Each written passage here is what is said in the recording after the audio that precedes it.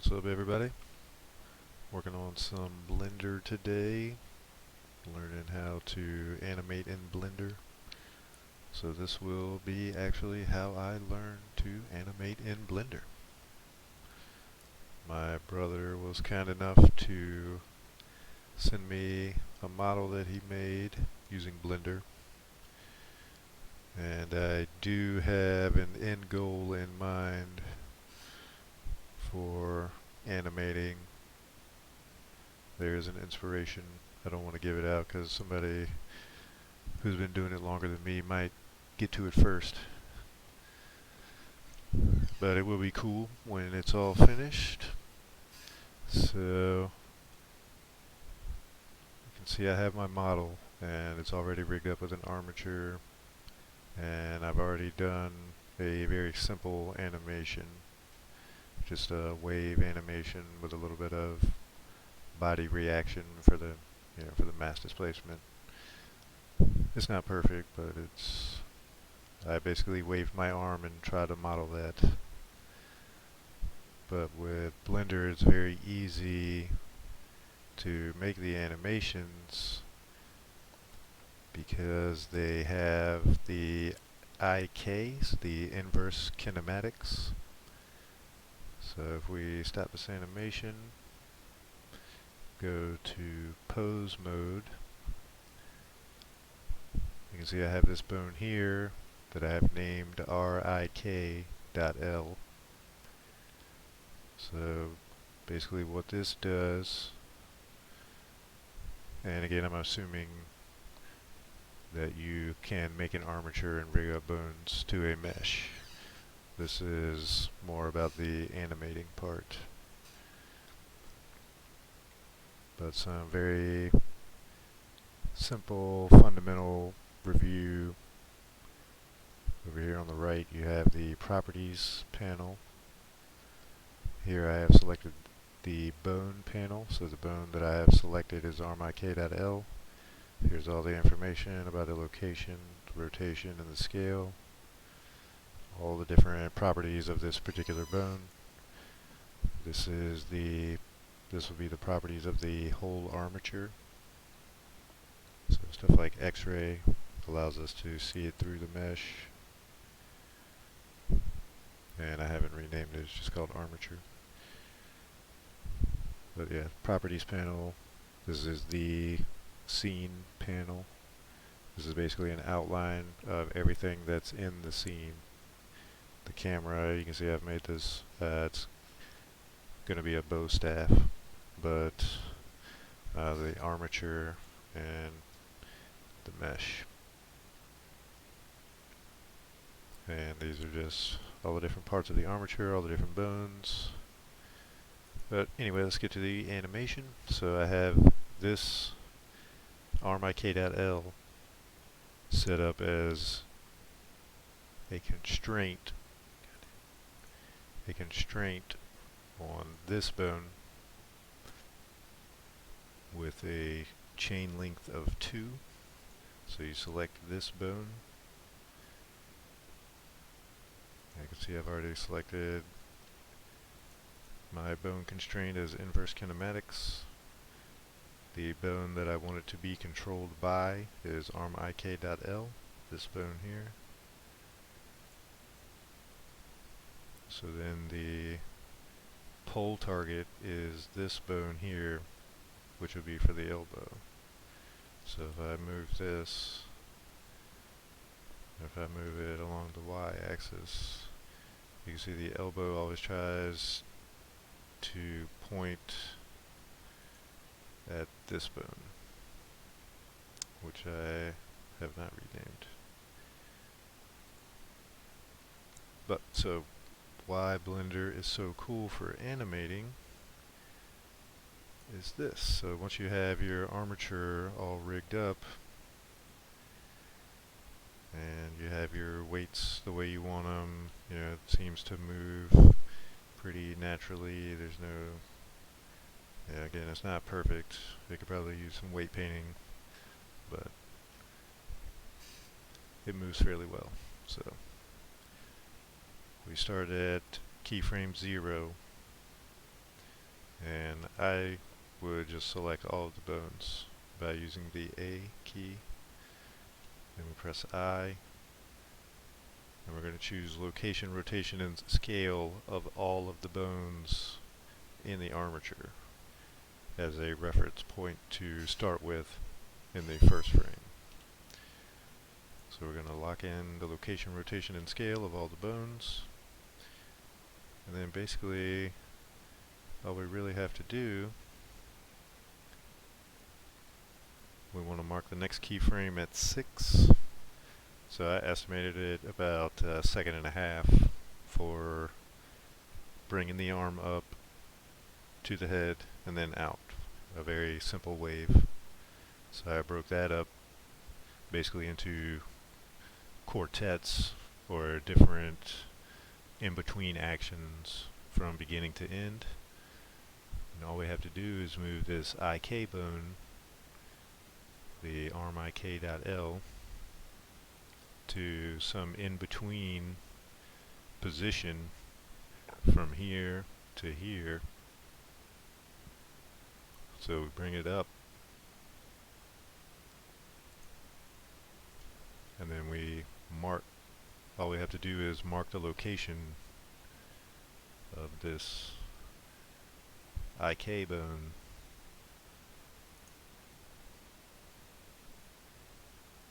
Then we make a keyframe for that, then we move to the next keyframe. And here again, all we had to do was take the IK bone, move it up, move it up some, maybe move it, oops, maybe move it out a little bit or in. And then all we had to do was mark the location in this next keyframe. Just keep doing that. All you have to do is move the IK bone. If you want to, you could rotate this, rotate the hand a little bit if you wanted it to face out. Rotate the hand.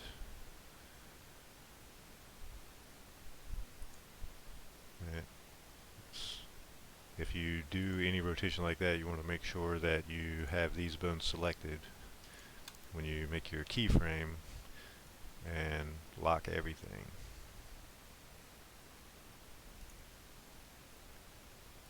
Yep, for the simple wave, and then once you get it into position, get the hand opened, hit 1 to go to the front, and all we have to do, G for grab, X to go along the x-axis, move it out a little bit, mark the location of the IK bone, G, x-axis, move it out to the extreme. And one thing you may not notice, as your arm goes out, your body tends to lean opposite. And I want to rotate along the y-axis. So your body tends to naturally counter the leverage that your arm is throwing out. So again, if you do rotate your body, make sure you select both of them, and again lock everything when you have multiple bones selected, just to make it easy on yourself so you don't miss anything. But back to the wave, and again we'll just move it back in, because you want to make multiple passes to help it feel natural, so you don't have to go exactly, I've been going like 6 keyframes for every position. You could go a little more between the next keyframe or a little less, but again all you have to do, I for insert keyframe, lock in the location of the IK bone, and you have a simple wave animation.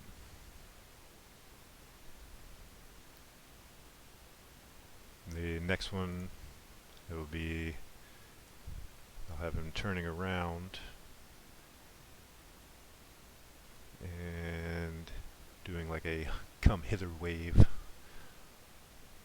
So, I hope this helped people out. I've learned most of what I've learned about Blender from YouTube and my brother.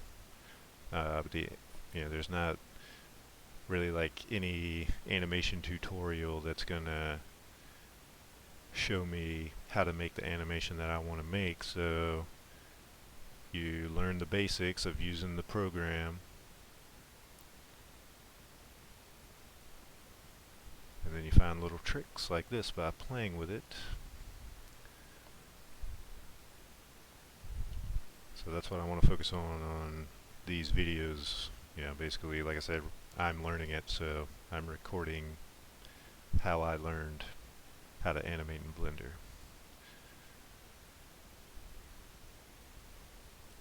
This trick was not something that I learned, but in later videos, something I will be referencing are the 12 principles of animation.